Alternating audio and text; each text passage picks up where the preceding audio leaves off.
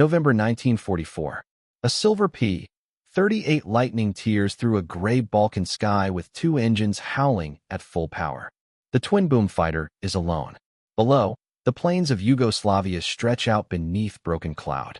The pilot checks the fuel gauge again. Too low. He should already be over the Adriatic. Instead, the terrain beneath him is wrong. Flat farmland, rail yards, a city smoldering under thin smoke. Niche. Soviet territory. He banks hard west, trying to disappear back into the cloud layer. Too late. The first Yak fighter appears on his left wing. Then another. Within seconds, 9 Soviet Yak. 9 fighters form a loose circle around the American aircraft, their red stars bright against dark camouflage. They do not fire. One Yak slides ahead of the lightning and rocks its wings. Follow us. Another fighter drifts below the P-38, blocking any dive. The message is clear. Land. The American pilot shakes his head and gestures westward through the canopy. He taps the radio, then points to the horizon. Returning to base. Ally. The Soviet pilots ignore him. Their formation tightens. He is trapped inside a cage of aluminum and propellers. The Adriatic coast lies somewhere beyond the mountains to the west, but his fuel margin is nearly gone.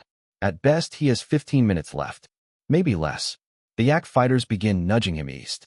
On the horizon, he sees it. A Soviet airfield. Concrete strip. Hangars. Trucks moving along the perimeter. If he lands there, the war ends for him. Officially, it would be called temporary internment. Allied diplomats described it as a routine procedure between friendly nations. But pilots knew the truth. Those who landed in Soviet territory disappeared for months, sometimes longer. Requests for their return moved slowly through diplomatic channels. Paperwork stalled. Officers apologized politely while nothing happened. To Moscow, stranded American airmen were useful. Leverage. A small piece of currency in a war fought not just with bombs, but with negotiations. The lieutenant has heard the stories. Pilots who landed in Soviet territory and never returned before the war ended. Men who spent their final year behind fences, waiting while their squadrons continued flying missions without them. His own squadron already thinks he is dead. The escort mission had scattered in flak over Austria. The formation broke apart in cloud and smoke. Nobody would know where he went down. He checks the fuel again. The needle trembles near empty. The Yak fighters close even tighter. One slides directly ahead of him, slowing slightly to force the lightning to match speed. Another drops beneath his right wing. Every escape path is covered. The Soviet pilot ahead points downward toward the airfield. Land. The lieutenant exhales slowly. He once told his crew chief that the worst thing a pilot could do was surrender options. As long as the engines are running, there is always a choice. Even a bad one. He studies the formation around him. 9 fighters. Close. Too close. Their pilots are confident now. The American aircraft is boxed in and running out of fuel. They expect compliance. The lieutenant glances at the altimeter. 12,000 feet. A memory surfaces. 6 weeks earlier, a grounded pilot had given an informal lecture in the ready room. Most of the squadron ignored it. The man had been disciplined after a reckless training maneuver, and nobody took his theories seriously. But the lieutenant had listened. The pilot described a maneuver designed to break a pursuit when every conventional escape failed. Not a turn, not a dive, something stranger, something that violated instinct. The room had laughed when he finished. The lieutenant had taken notes. Now the math begins running through his head. Altitude, airspeed, engine response, distance to the Adriatic, fuel remaining. Every calculation says the same thing. Impossible. But impossible is a flexible word at 12,000 feet. He pushes the throttles forward. The P-38's twin engines roar louder. The Yak pilots tighten formation again, assuming he is simply trying to maintain speed. The lieutenant stares at the horizon. Then he makes his decision. If he lands, the war ends for him today. If he tries the maneuver, the outcome becomes unpredictable. And unpredictable is still a form of freedom. Before the war, the lieutenant had learned something important about machines. They rarely failed suddenly. Failure announced itself first with small warnings, vibration, heat, stress that spread slowly through a structure before something finally broke. Combat worked the same way. The air war over the Balkans was a slow grind of risk calculations. Flak over targets, enemy fighters on the return leg, long flights over mountains where one wrong decision meant the engine would die before you reached friendly territory. Pilots counted survival in missions completed, not days lived.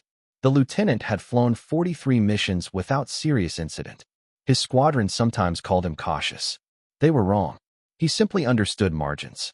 When other pilots broke formation chasing German fighters, he stayed with the bombers.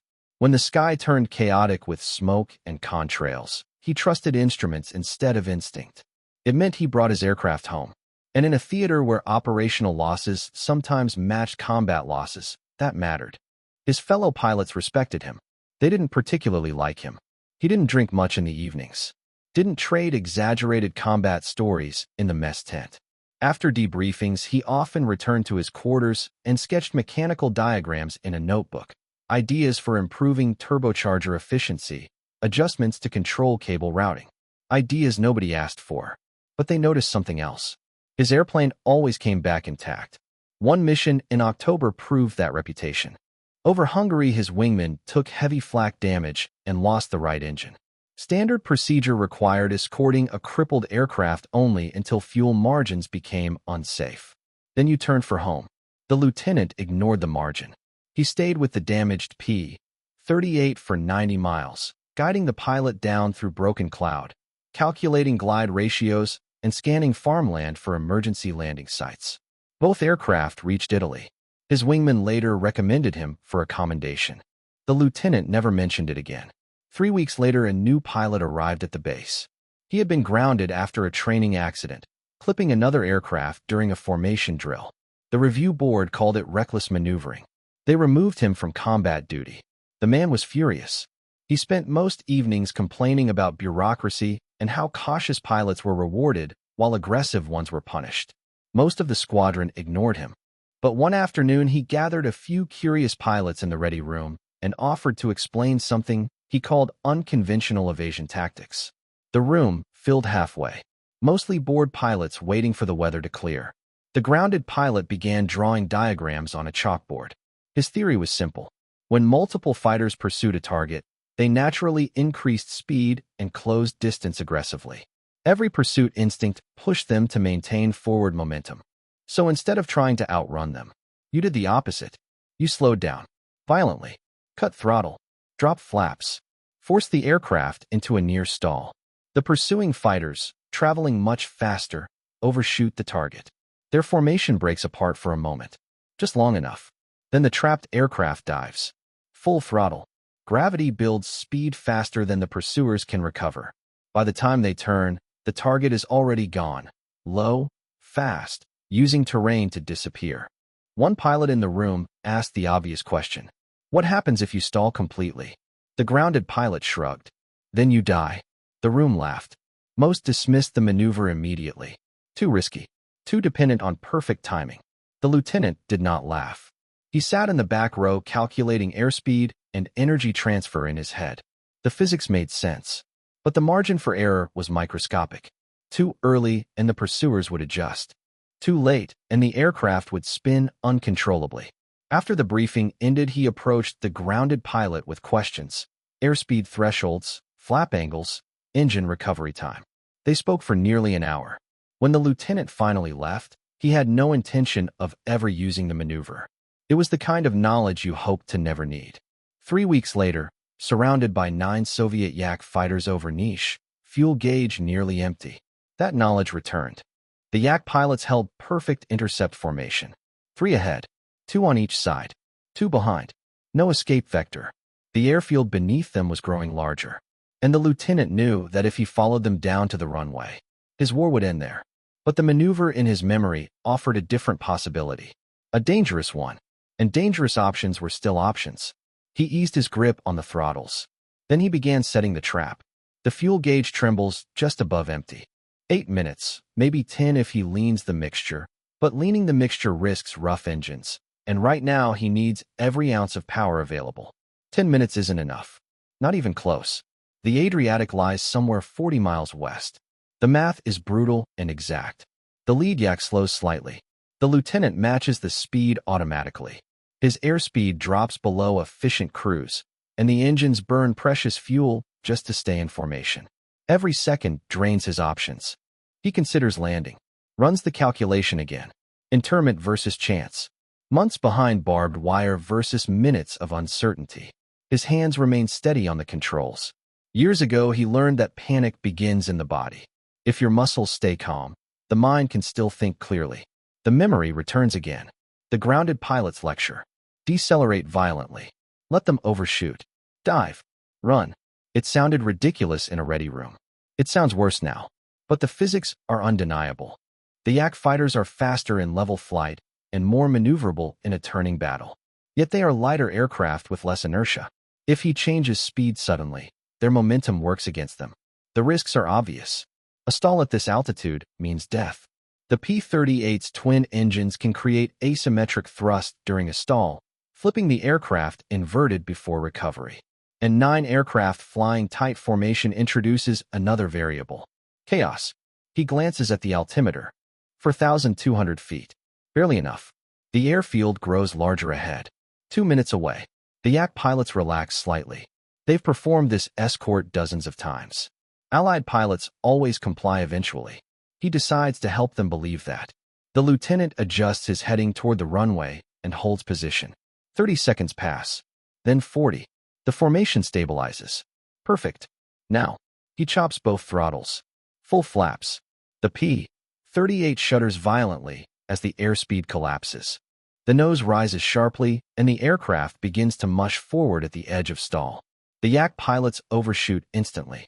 The lead fighter rockets forward, suddenly 100 yards ahead. The side escorts blast past on either side, caught mid-reaction.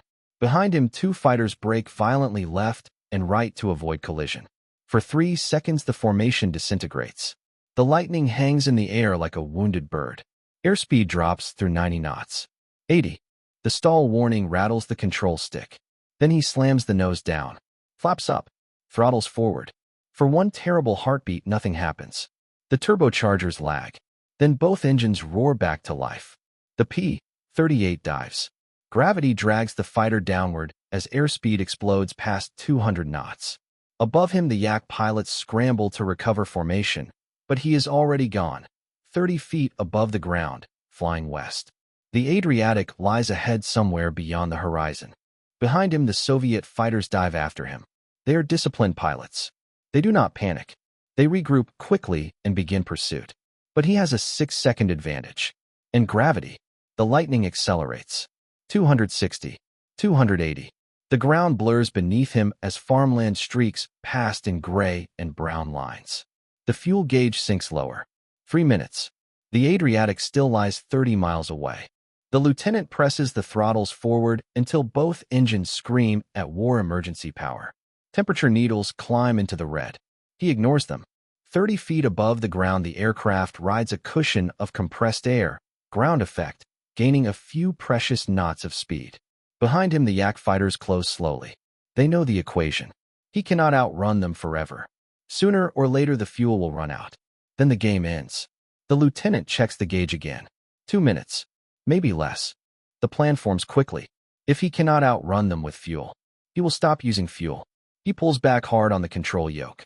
The P-38 climbs sharply. 300 feet. 600. 900. The Yak fighters react immediately, climbing behind him. They assume he's trading speed for altitude to extend his glide. Logical. Predictable. At 900 feet, he rolls the Lightning upside down, then pulls straight through the sky in a reverse split S. For half a second, he is diving directly at 9 Soviet fighters. The Yak pilots scatter instinctively. 3 brake left. For brake right. 2 climb vertically. The formation explodes apart. The lieutenant rolls upright and dives through the gap they just created. Full throttle. 10 seconds later, the right engine coughs, then dies. The left engine lasts 5 seconds longer before falling silent. Suddenly, the world goes quiet. No engines. Only wind. He pulls gently upward, trading speed for altitude. The P-38 glides now, silent and smooth, descending westward. Behind him, the Yak pilots recover formation again. But they slow. The American fighter is no longer a threat. Just a powerless aircraft gliding toward the horizon. They follow at a distance, waiting for the crash. The lieutenant trims the aircraft carefully. Best glide speed. 140 knots. The world becomes strangely peaceful. Wind across the canopy.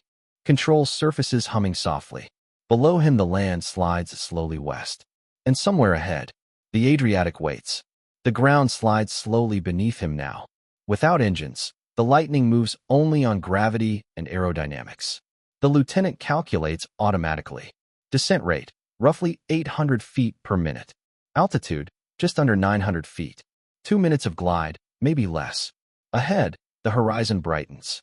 A thin silver line appears between land and sky. The Adriatic. He stares at it for a moment, then runs the numbers again. He isn't going to make it. The coastline is still 3 miles away. At this glide, Angle Hill touched down at least a mile short. But a mile short of the coast is still partisan territory, not Soviet-controlled. That matters. He drops through 700 feet. Behind him, the Yak fighters circle cautiously. One of them slides closer until it's barely 50 yards away, close enough to see the pilot's face beneath the canopy. The Soviet pilot gestures downward. Land. The lieutenant shakes his head, then points west. The Yak pilot watches him silently for a moment, then turns away. One by one, the Soviet fighters circle once more and head back east toward Niš. Their fuel is low too, and there's nothing left to intercept. The P-38 is already dead. The lieutenant is alone now. 500 feet. The coastline is getting closer, but not fast enough. He will hit the water, maybe 100 yards from shore. That is survivable. 300 feet. The beach comes into view, rocky and empty. No boats. No people. Just cold gray water and a narrow strip of stones.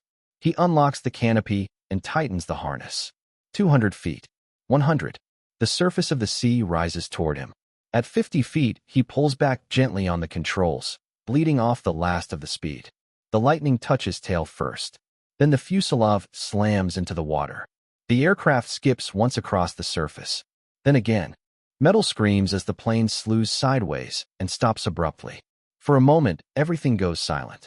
Then the cockpit fills with freezing water. He releases the harness and pulls himself free. The lightning is already sinking. He kicks away from the wreck and surfaces. The water is shallow, only 4 feet deep. His boots touch the bottom and he wades toward shore. Behind him, the P-38 settles slowly into the silt. Both tail booms remain above water like strange metal markers rising from the sea. He reaches the beach and collapses onto the rocks, breathing hard. Not from fear, from cold, from the shock of survival. 3 hours later, partisan scouts find him there. They approach cautiously through the rocks, rifles slung over their shoulders. Their English is broken. They hand him bread, a blanket, and water. American. He shows them his dog tags. They nod. Good. Allies. That night they begin moving west. They travel only in darkness, walking narrow paths through the hills, hiding during the day to avoid German patrols and Soviet checkpoints. The front lines here are blurred. Authority changes by the hour. For nights later, they reach a small fishing village along the coast. A British Royal Navy motor launch waits offshore. A lantern flashes from the beach. The boat answers. The lieutenant wades through the surf and climbs aboard. By dawn, he is back in Italy. Debriefing lasts 2 days. Intelligence officers ask about the intercept, the maneuver, the escape. He explains it calmly. Throttle cut. Full flaps. Forced overshoot. Dive and glide. They ask if it's official doctrine. He shakes his head. No. Just something he once heard in a briefing. Something theoretical. Something that worked. The officers exchange glances. They ask if he can teach it. He says he can, but he doesn't recommend it. Too many variables. Too easy to stall. It's a last resort. A maneuver you try only when every other option is gone. The story spreads anyway. Not officially. Just pilot talk in ready rooms across Italy. A lightning surrounded by 9 Soviet fighters over Niš. A stall maneuver that shouldn't have worked. A silent glide to the sea. 2 weeks later, another pilot tries it. Then another. Sometimes it works. Sometimes it doesn't. By the end of the war, the maneuver has saved several pilots and killed a few who attempted it too low. The lieutenant finishes his tour in March 1945.